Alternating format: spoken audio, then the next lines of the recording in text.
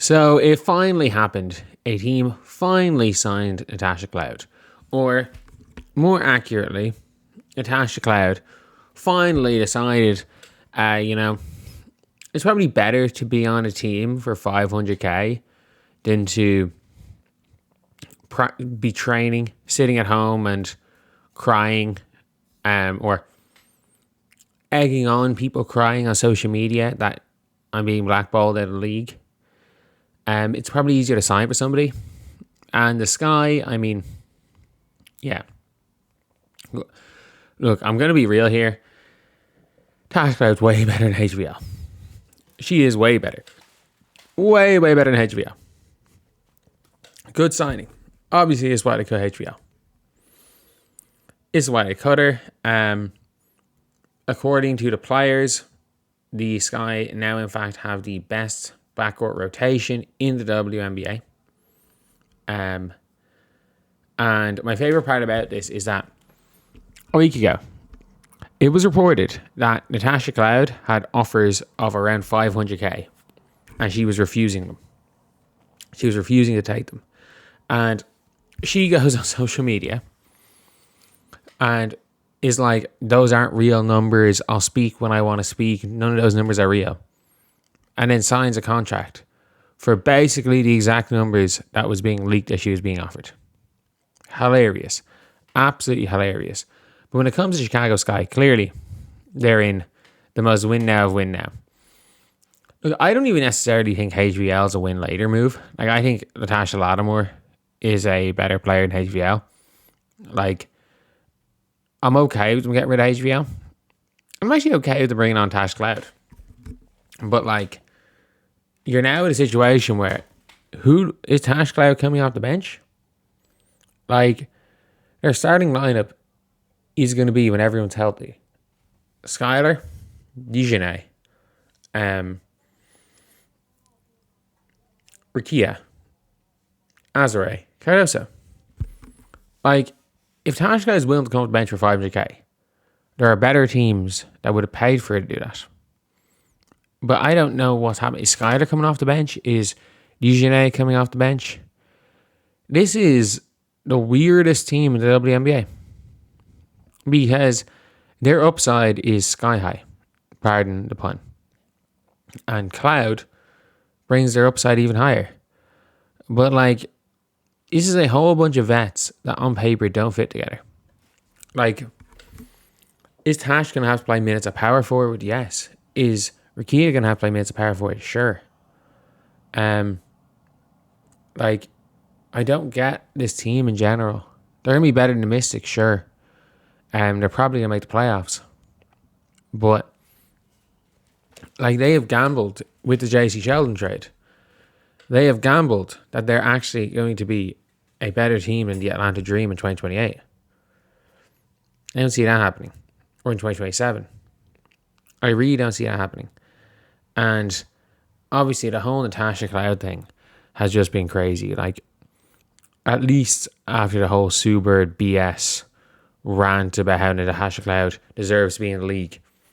And, like, basically it's non-basketball reasons why she's not in the league. I'm like, yes, pissing off owners is non-basketball reasons.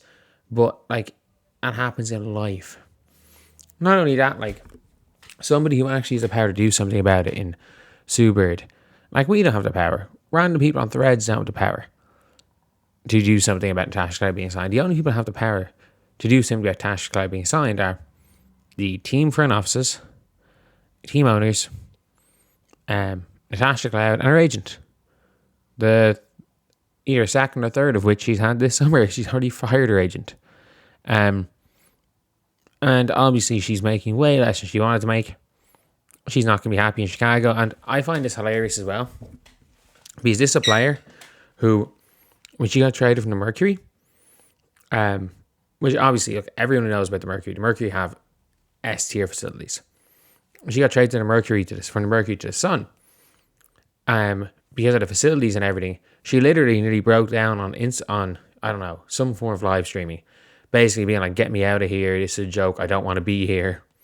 And now she's in Chicago, who don't have their own facilities either. Not only that, their team accommodation, which she was adamant talking about is in the middle of nowhere. They put the players in the middle of nowhere. It is hilarious.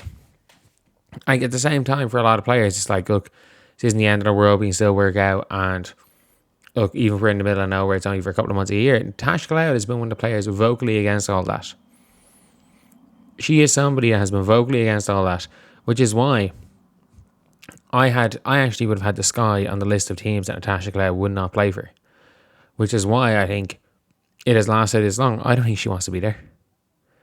And this is a player who will piss off reporters, who will piss off your fans, who will piss off the owner if things aren't going well, who will piss off Jeff, who will say controversial things if things aren't going well. And look, she's a good basketball player. And a diminishing basketball player, but a good basketball player. But all the other bullshit that comes along with that, I don't know if she's good enough to deal with that. But a 500k is worth the risk, sure. Especially, I don't think it's protected. If it's 500k unprotected, oh, hell yeah. Hell yeah, you take that deal. However, I think there is something about veteran players that have been a certain amount of years in the league. Once they make a final squad, their contract becomes protected. I don't know how true that is. Some things like that in the CBA.